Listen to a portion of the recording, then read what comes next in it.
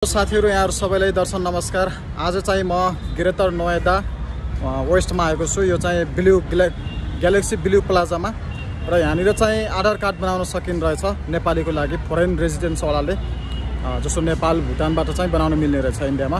अनि त्यसै सन्दर्भमा आज म पनि आएको थिएँ र आज चाहिँ त्यो आधार कार्ड बनाउनको लागि के डकुमेन्ट चाहिन्छ भन्दाखेरि तपाईको चाहिँ नेपालको पासपोर्ट अथवा पासपोर्ट छैन भने चाहिँ नेपालको नागरिकता र भोटर कार्ड, अनि तपाईको चाहिँ नेपाल एम्बेसीबाट लिएका एउटा पेपर, अनि त्यसपछि चाहिँ तपाईको रेन्ट एग्रिमेन्ट, कम्तीमा पनि 3 महिना भन्दा बढीको रेन्ट एग्रिमेन्ट छ भने चाहिँ तपाईहरुले आधार कार्ड बनाउन सक्नुहुन्छ एकदम इजिली।